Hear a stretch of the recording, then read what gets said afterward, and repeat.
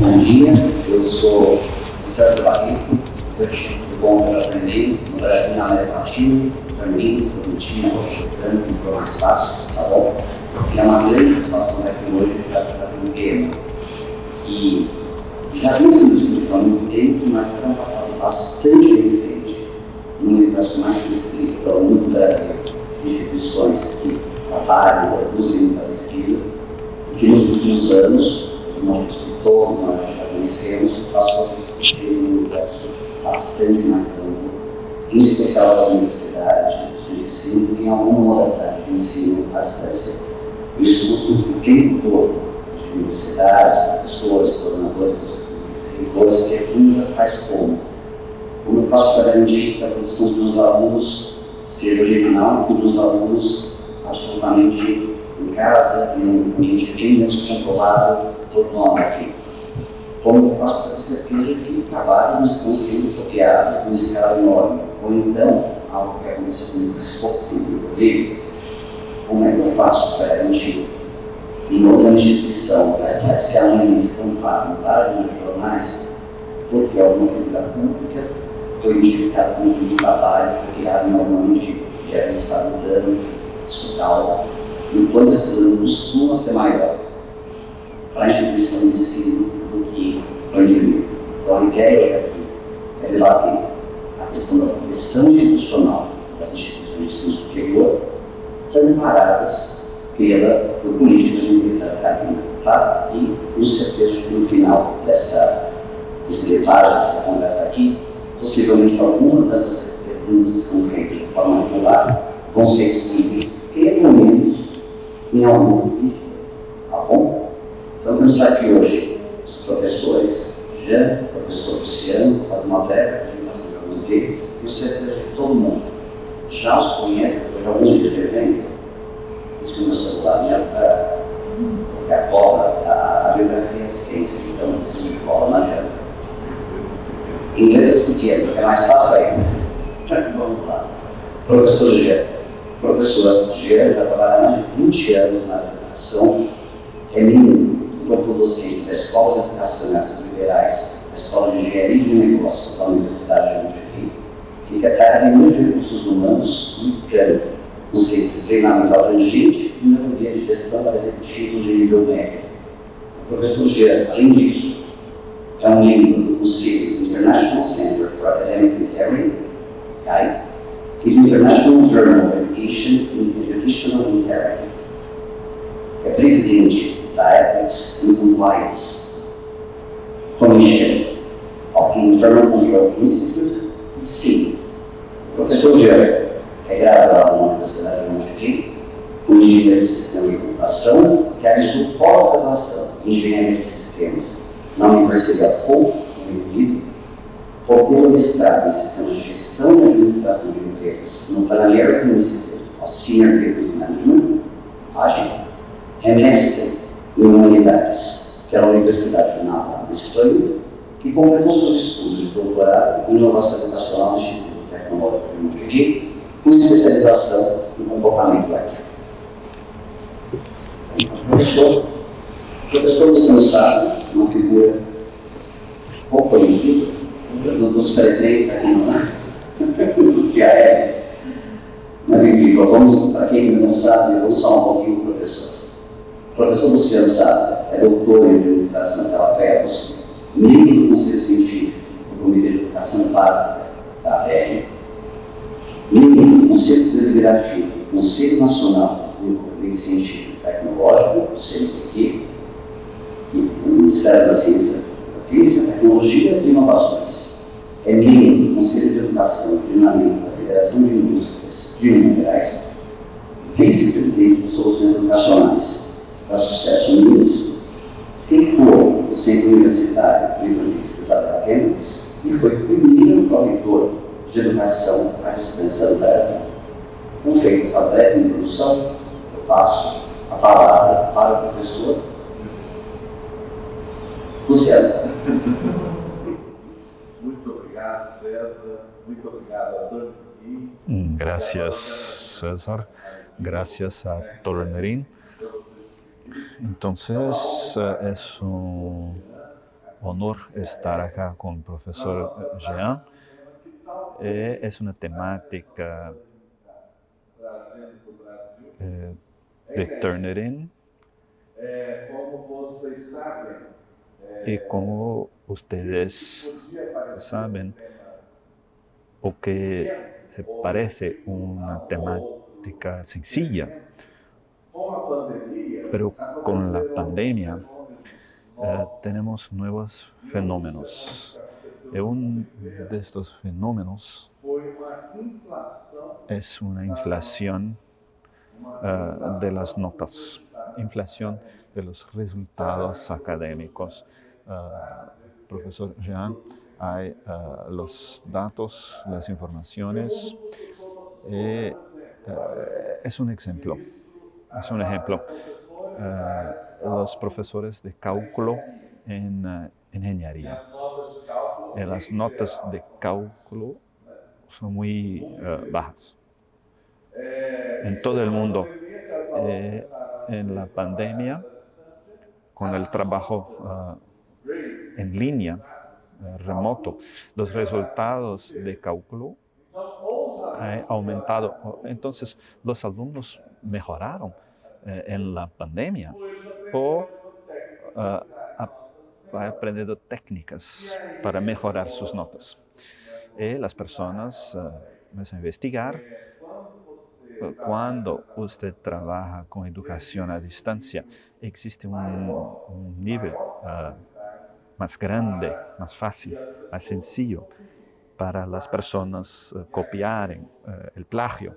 Y hay un fenómeno en paralelo de la pandemia, que en inglés, the plague of plagiarism. En todo el mundo, Asia, Europa, Norteamérica, Brasil, pero ahora la presentación es una introducción al profesor Jean. En el Brasil tenemos características donde la cuestión de plagio es un riesgo más grande a nuestra educación, la educación superior. En este escenario de transformación, de cambio, el diploma ha una pérdida de valor cuando estamos en la enfermedad del plagio. Con buenas notas, copiando, sin aprendizaje, el valor del diploma es menor, se pierde. Hoy en Brasil tenemos investigaciones que muestran que las personas pasan por problema de subocupación, con menos ingresos, con menos ganancias, trabajan en áreas que no son las áreas de conocimiento. Porque o diploma está se desvalorizando, as pessoas recebem menos renda e não são aproveitadas na mesma área por causa desse fenômeno de desvalorização do diploma. E o diploma como fica? Hoje é uma pergunta no mundo inteiro. Muitas empresas abrindo mão de pedir diploma de ensino superior e preferem outro tipo de certificado, e não o diploma. Mas no Brasil nós ainda temos uma população adulta pouco diplomada. Nós temos poucos diplomados, pouca gente formada em ensino superior. Então, se você olha ali, em azul, é a população de 25 a 34 anos de idade. Será que aqui tem aquelas? Então. Aqui em azul, de 25 a 34 anos de idade, então, nós temos o Brasil com uma média de 24% de formados e a OCDE 29%. Melhorou muito. Se você olhasse isso aqui há 5 anos atrás, nós estávamos em 18%. Muito muito abaixo da OCDE. Nós subimos bastante. Então, nós diplomamos mais gente. A população universitária mais que dobrou nos últimos 5 anos, especialmente graças à educação à distância. Então, nós diplomamos mais pessoas. Quando você olha na população adulta de 55 a 64 anos de idade, apenas 15% da população brasileira tem diploma de ensino superior, e já na OCDE, lá 46%. Então você vê que nós temos aí uma bolsão de gente que, se quiser continuar a trabalhar a partir dos 40 anos, vai ter que voltar para a universidade para tirar um diploma, porque sem o diploma, nem o emprego mais básico não vai conseguir, nem o trabalho mais básico não vai conseguir. Então ainda temos muita gente a fazer o ensino superior no nosso país. Só que nós temos um problema: 75% das matrículas de ensino superior estão no setor privado, que é pago. E nós estamos com o fenômeno de um crescente número de vagas remanescentes, ou seja, são abertas e oferecidas vagas, professor Júnior, para os cursos superiores, e as pessoas não entram no curso superior, ficam sobrando vagas. Então veja aqui, número de vagas em cursos de graduação com modalidade de ensino, tipo de vaga, segundo a categoria administrativa. Eu traduzir isso hoje, porque esses dados são da semana passada. Então, quando você olha só o setor privado, o total geral de vagas em 2020 foi 18.762.921, ou seja, 18.763.000 vagas ofertadas em 2020 para cursos superiores. E dessas vagas, 5 milhões não foram aproveitadas. São 5 milhões de vagas remanescentes no ano de 2020. Quando você olha na educação à distância, então olha só, desses 18.763.000 vagas, 13.380.000 estão em cursos à distância. E aqui você teve 3.152.000 vagas remanescentes. Bom, aí a gente avança um pouquinho. Como é que foram os ingressantes? O pessoal que entrou em 2020 nas instituições privadas, por exemplo. O total que entrou, 3.238.469 alunos, né? E aí você teve aqui 395.000 que entraram por vagas remanescentes, ou seja, sobrou, foi reofertado, a gente pediu transferência, veio, entrou. E na EAD, 1.960, 679 e 192.000. E agora, esse aqui é que assusta. Não estou falando das instituições públicas, que são a minoria e que tem uma outra lógica. Estou falando das instituições privadas. Apesar que eu acho que a solução da Turn-In no Brasil vai vender melhor no primeiro momento para as instituições públicas que têm um interesse maior nesse tipo de acompanhamento de qualidade. Mas vamos falar das privadas aqui. Privadas e comunitárias. Desculpa. Proporção de vagas novas ocupadas nas instituições privadas. Das vagas novas ofertadas em 2020, 20% foi ocupado. 20,6% foi ocupado. Essa hora o mantenedor não sabe mais o que fazer. Ele abre vaga, abre curso e os alunos não aparecem.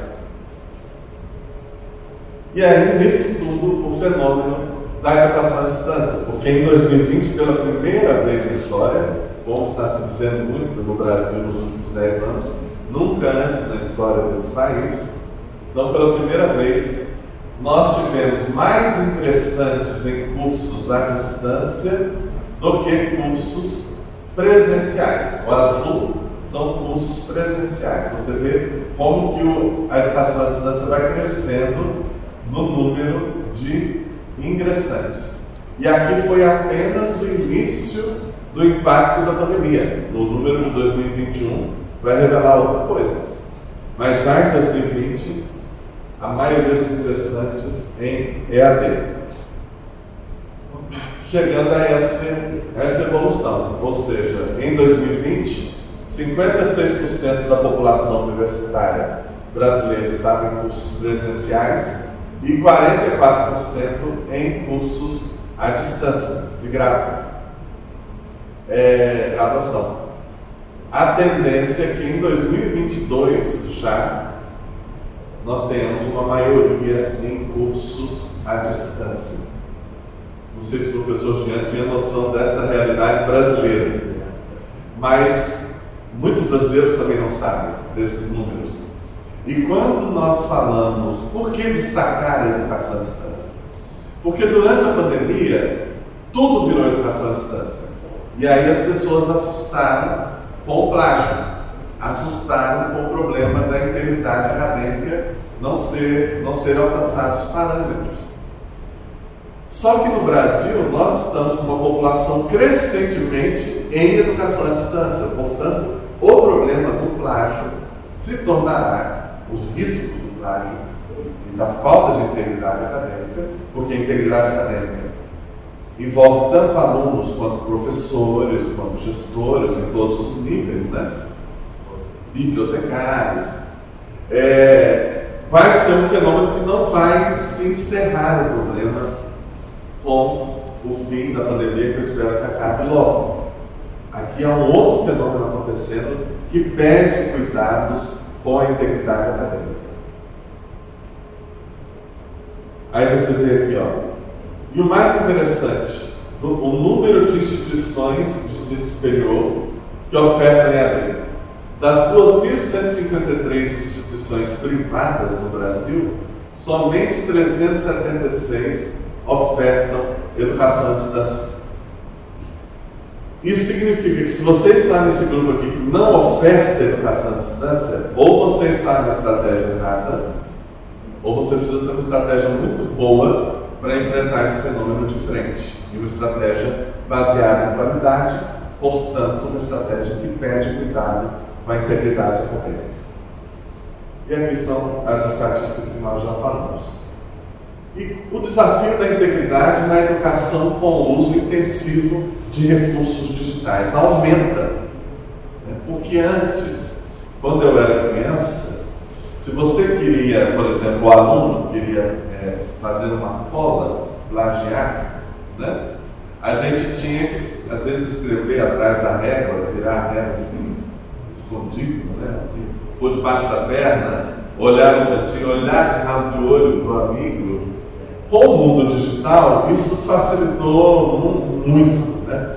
E aí a pesquisa, esse censo do Ministério da Educação, abordou algumas questões relacionadas à pandemia e mostra que, então, né, em decorrência da pandemia, quais foram as estratégias adotadas para a manutenção da aprendizagem dos alunos durante a suspensão das atividades presenciais. Eu destaquei duas. Adaptação dos processos de avaliação dos alunos para o formato remoto, praticamente empatado público e privado, disponibilização de materiais de ensino e aprendizagem na internet, as instituições públicas com 93 e as privadas com 83, uma pequena diferença. Avaliação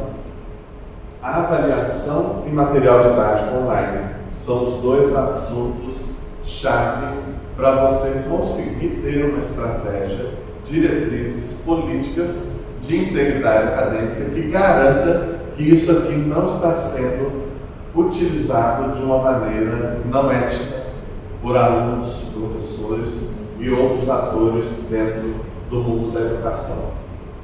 E uma pergunta que eu quero deixar aqui, César, sempre desculpa, pode contar da apresentação, se quiser depois, se ficar incomodado, que é, onde está o professor? Onde está a professora? E aí, professor Jean, não fale no México isso que vamos estar. Isso aqui são dados do MEC. O MEC pegou 3 grandes instituições de ensino, tá, que ofertam EAD e fez o seguinte levantamento. Olha, essa instituição, por exemplo, aqui, tem 462 mil alunos na instituição. Desses, 269 mil estão em EAD. E ela disse no censo que ela tem 5.446 professores. Essa instituição aqui, que não é muito menor, tem 405 mil alunos, tem 395 mil desses alunos na EAD, ou seja, ela tem 9 mil alunos presenciais e 395 mil na EAD. E ela disse que ela tem 573 professores.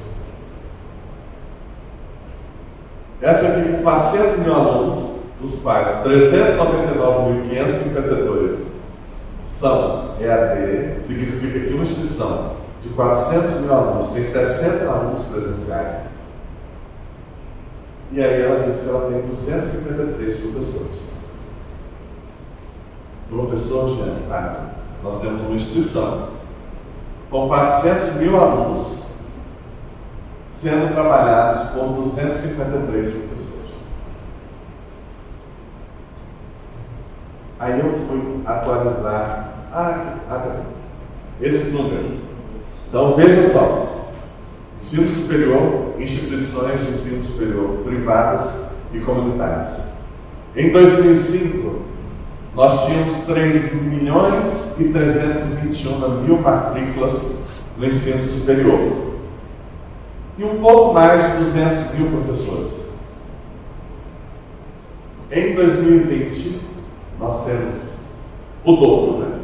6.724.000 matrículas, ou seja, aqui eram 3.321.000 alunos, aqui são 6.724.000 alunos, e o número de professores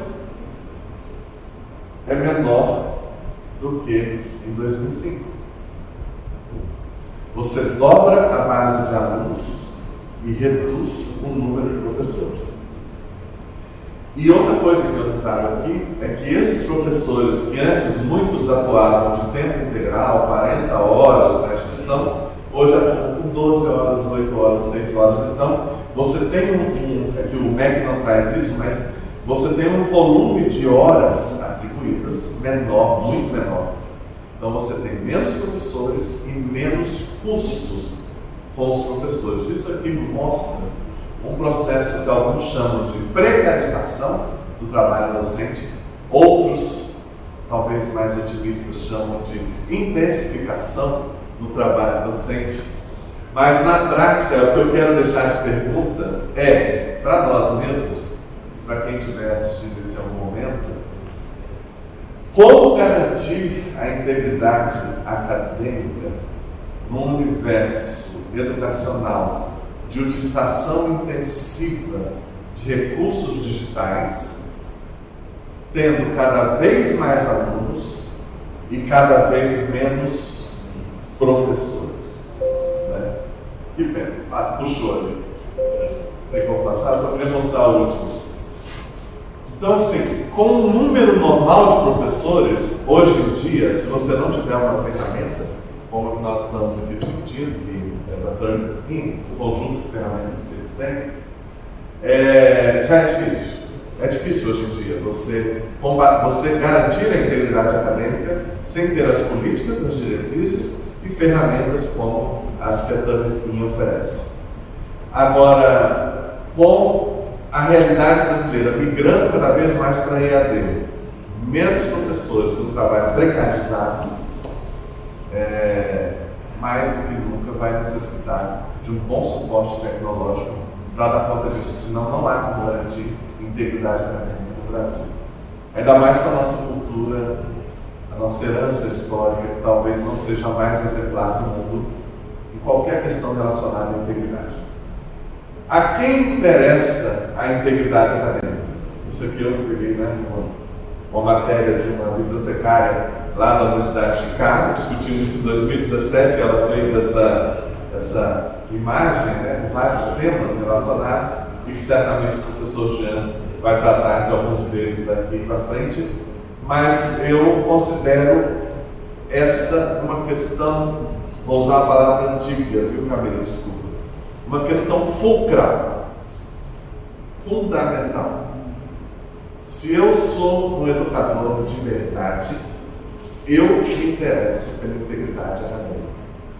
Eu não finjo que eu ensino, o aluno finge que aprende e eu ministro uma nota para ele, um resultado, com base no fingimento. Isso eu acho que é não ser educador. O bom educador vai ser aquele que garante e que vai correr atrás da integridade acadêmica. Então, feito essa introdução, espero que o professor Jean não tenha ficado assustado. E aí eu passo então para... Obrigado, professor, obrigado pela explanação, obrigado pelos dados. Alguns números, sem dúvida, são surpreendentes, né, pela reação aqui, pelas expressões faciais. Bom, vamos continuar agora um pouquinho o assunto. Eu passo a palavra para o professor Jean, que agora vai aprofundar o tema e mostrar algumas perspectivas bem interessantes que coincidem no horizonte do Brasil. Com certeza vai ser bem interessante. Muito obrigado, César. Muito obrigado, Luciano. É muito bom poder compartilhar essa palestra com vocês.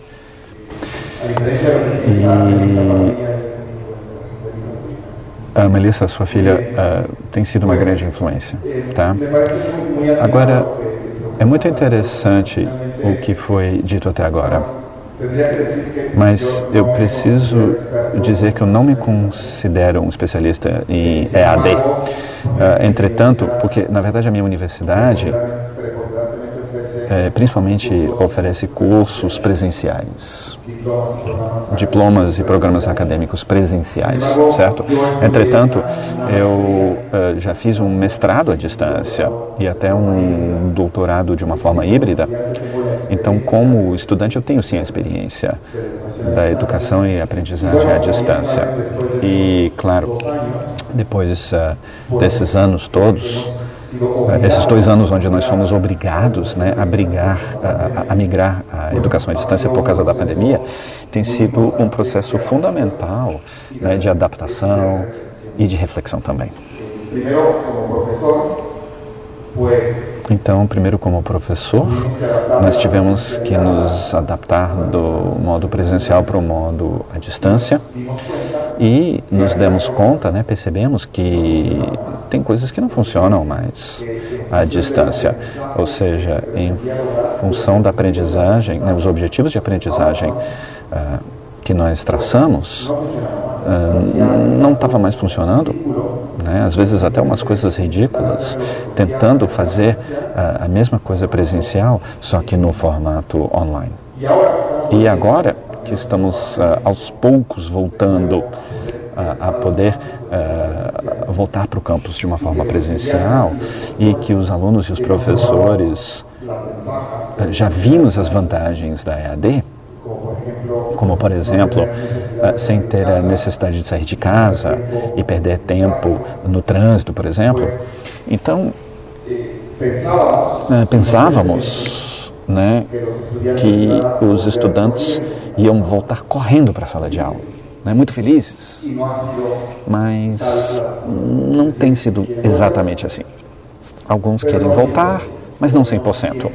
E não o tempo todo. E a pergunta agora é, e o que nós podemos oferecer a esses estudantes, a esses alunos, para que não tenhamos uma diferença entre a educação presencial versus a educação à distância? Ou seja, teríamos que fazer algo que vale a pena esse esforço, né?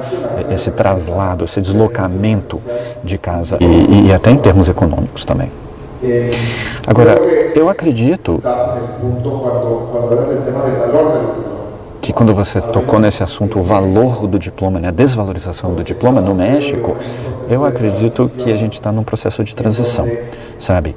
Onde as empresas, os empregadores, aqueles que contratam os nossos recém-formados, alguns vejam com muitas dúvidas, né, com certo receio, o diploma de um aluno que estudou à distância. Eles valorizam muito mais a educação presencial, pelo menos no México, do que a educação à distância. Mas parece que é um paradigma que está se rompendo, e até de uma forma acelerada por conta da pandemia. Muitas pessoas estão se questionando, né, se os médicos, engenheiros civis que se formaram durante a pandemia tiveram a mesma formação do que os médicos e engenheiros civis pré-pandemia. Então, a quem interessa a integridade acadêmica nessa pergunta, Luciano, interessa aqueles que se interessam pela aprendizagem. E eu quero insistir muito nessa relação estreita entre aprendizagem e integridade acadêmica. Não existe uma coisa sem a outra. E o que você contou sobre o Brasil, essa relação, né, o percentual de professores versus estudantes,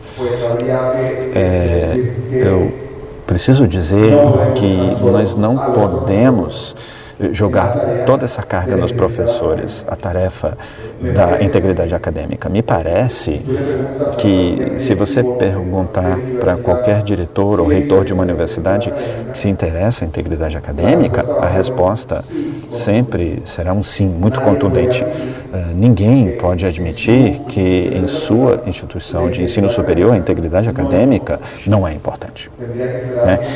Teria que ser uma pessoa muito descarada. Mesma coisa quando você pergunta para um professor, te interessa a integridade acadêmica? A resposta,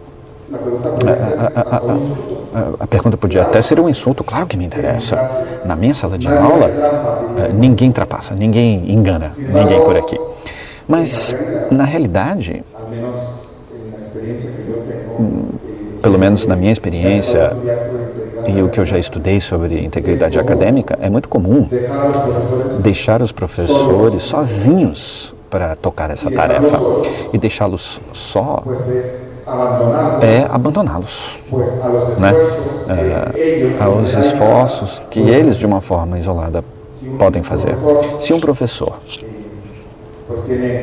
né, tem 100 alunos, vamos supor, e tem que revisar 4 trabalhos por aluno, ou seja, 400 redações, digamos assim, a gente está mandando ele para a guerra sem armas, né, sem um fuzil, por exemplo. E eu sei que não é legal falar isso nos dias de hoje, mas enfim, o que eu estou querendo dizer é que a gente não está dando as ferramentas necessárias para que o professor possa garantir a integridade acadêmica. Porque o que nós queremos, no final das contas, é que quando uma pessoa tenha o seu título, isso tem que significar alguma coisa, né? A universidade diz que eu sou engenheiro civil. E eu sou um ótimo engenheiro civil. E não sei, deve ser mais ou menos. Você não é um dos melhores. Ou, pelo menos isso acontece na minha universidade, em Monterrey. Então, o que eu queria dizer tem a ver com isso, sabe? Com essa temática de que a gente não pode abandonar os professores, deixar eles para fazer isso sozinho. Então, essa é a ideia principal. A gente tem que amparar os professores, ajudá-los nesse trabalho enorme da construção da integridade acadêmica. Não basta apenas deixar isso aos professores. Então, existem 3 normas ou 3 padrões de qualidade.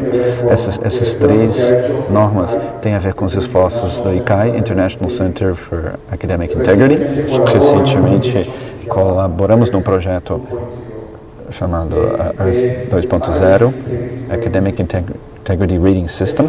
É um sistema de avaliação de integridade acadêmica. É uma norma, né, um padrão que procura ajudar as instituições de ensino superior para entender qual é o caminho a ser seguido, né, um roadmap, digamos assim, para poder construir uma cultura institucional de integridade acadêmica.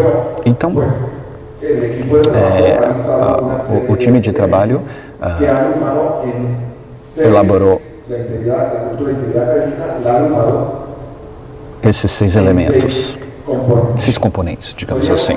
Né? Podemos falar primeiro da liderança administrativa. A liderança administrativa tem a ver em colocar isso na pauta do reitor, dos pró-reitores, dos diretores, né? Para que possamos dedicar recursos e não apenas contar com os professores. Os professores vão ficar muito sozinhos, abandonados, se fizerem isso só. Outro componente tem a ver com o engajamento do corpo docente, né, dos professores.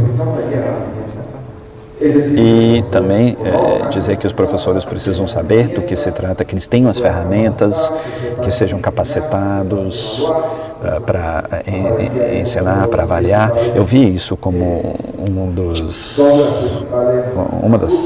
dos principais ajustes que vocês tiveram que fazer, né, durante a pandemia, nos dados que você mostrou sobre o Brasil. E também nós temos que ter pessoas dedicadas, né, para lidar com a integridade acadêmica. E, finalmente,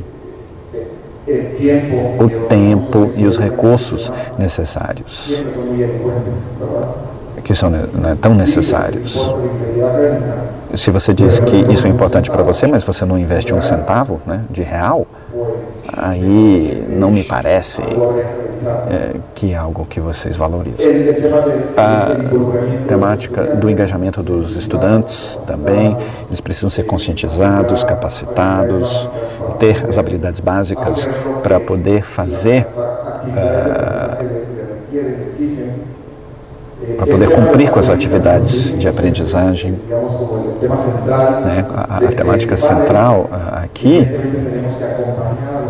significa que nós temos que ajudar os professores para que eles possam atuar sempre pautados no regulamento, né, nas normas, e precisam estar protegidos.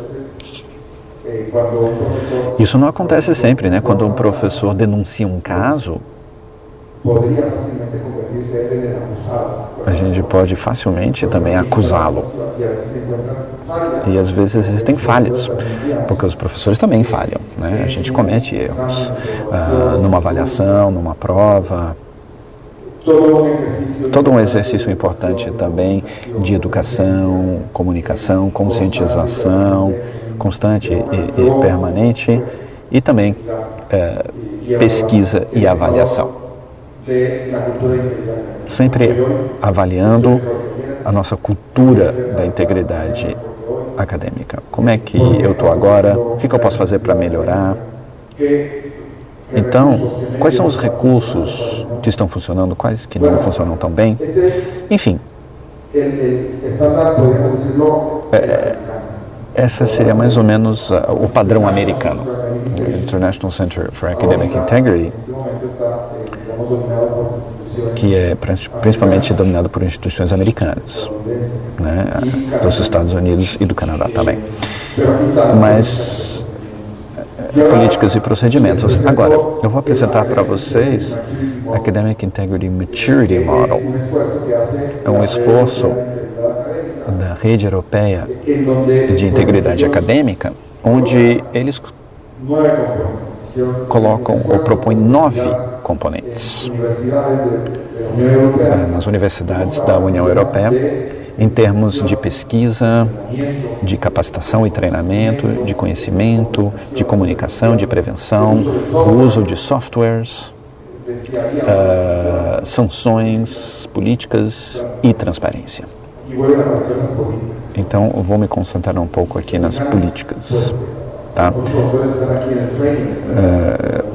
Né, capacitação e conhecimento, mas são apenas alguns elementos do esforço que vai além né? Tudo isso tem que, na verdade, estar bem integrado. E aqui nós podemos ver um projeto de pesquisa na Austrália. E então, as universidades australianas mostraram as suas políticas de integridade acadêmica e tentaram identificar o fator comum, os elementos mais em comum que todos tinham. O que seria exemplar? Né? Uma política exemplar teria que incluir essas políticas aqui. Uma normativa acessível, ou seja, fácil de encontrar, ter acesso fácil a ela,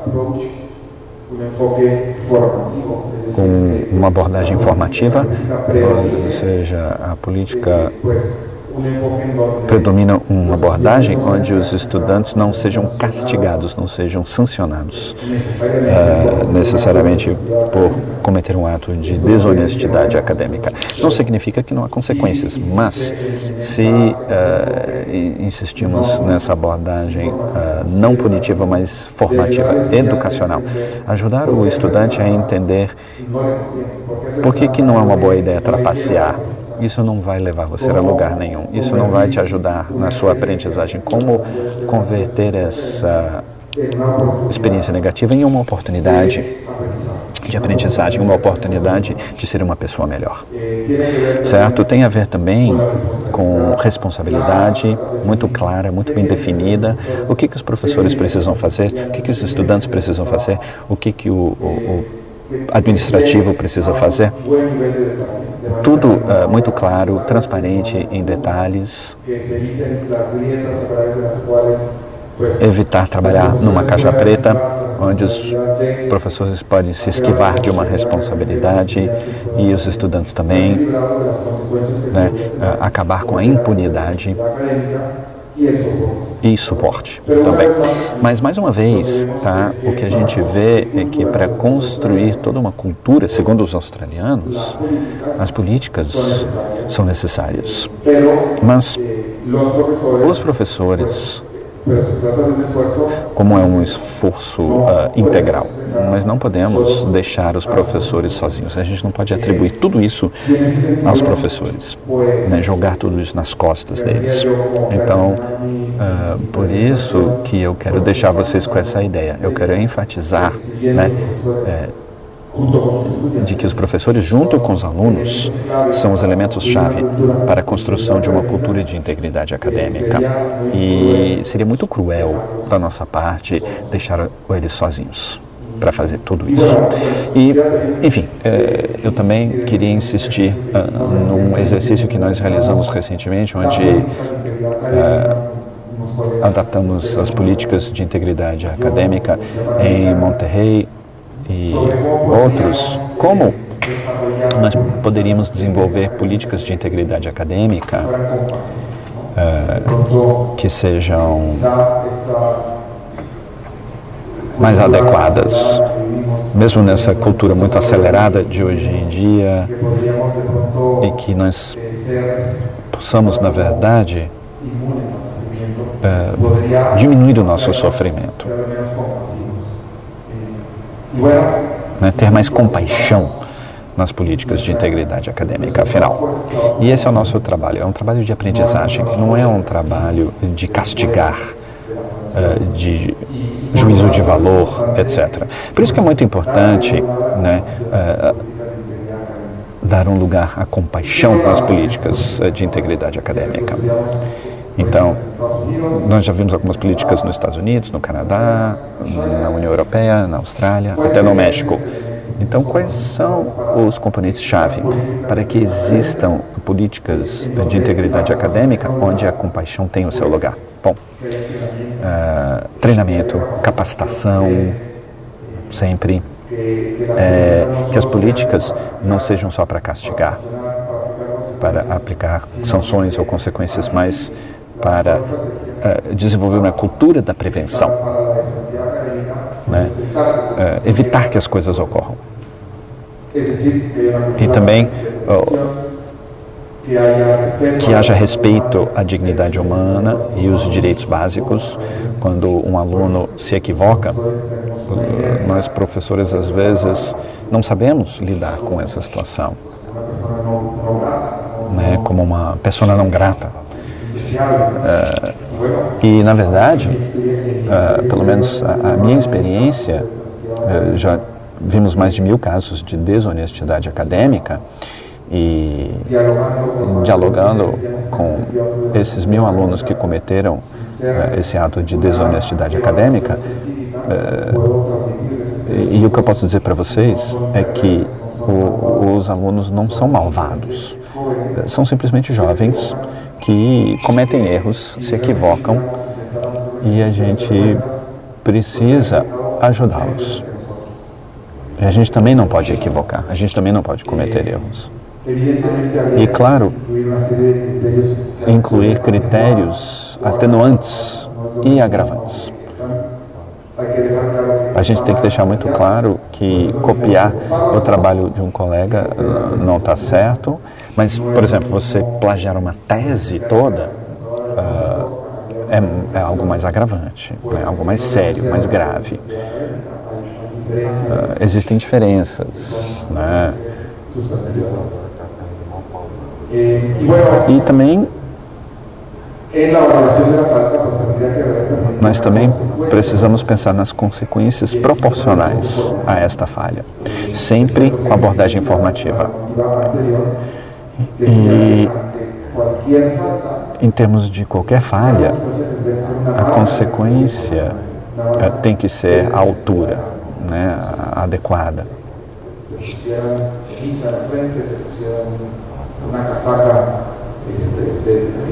Antigamente colocavam um rótulo, né? Você é delinquente, ou enfim. E muitos professores às vezes não querem dedurar ou entregar alunos, ser mal visto, mas hoje em dia existe um conselho, né, que tem todos os critérios para julgar o caso e determinam as consequências, sempre com abordagem informativa. Então, é sempre um esforço formativo, e quando o aluno supera isso, vira essa página, haja engajamento. Uma outra característica aqui é o recurso de apelação, né? De poder pedir, revisar a situação, né? Também a cultura de tolerância zero. Isso tem a ver também com aqueles professores que não denunciam porque não queriam impactar o estudante de uma forma negativa, não queriam que o estudante seja expulso da universidade, mas deixavam pequenas coisas passarem despercebidas, fazer uma vista grossa. E essas pequenas coisas, a gente todos nós sabemos que podem aumentar cada vez mais, né? É um efeito bola de neve. E não podemos nunca esquecer dos alunos, dos estudantes. Nós temos que exigir a responsabilidade deles, e também para que eles possam promover a cultura da integridade acadêmica, né? Maior engajamento. Na verdade, isso é muito importante para eles, né? Se você tem um colega que está trapaceando ou deixando outra pessoa fazer a prova no seu lugar, essa pessoa está te prejudicando também. Então, os alunos precisam saber disso, né? Isso só desvaloriza o trabalho de todo mundo. E um outro elemento muito importante é acompanhamento durante todo o processo. Em algumas universidades, existe uma figura que os americanos chamam de peer educator. Eu não gosto muito dessa expressão, mas enfim, é como se fosse um defensor, né? Alguém que ajuda o aluno, o estudante, a refletir sobre o que aconteceu, que não adianta trapacear e que todos possam entender o que fazer para não repetir. E também uma capacitação por parte dos professores para que eles possam entender tudo isso, né? Sempre temos professores que querem ver as cabeças rolar, né? Tem gente que gosta de ver o circo pegar fogo. Enfim, queria parar por aqui. Muito obrigado, muitas gracias. E passo a palavra para você, César. Obrigado. Muito obrigado.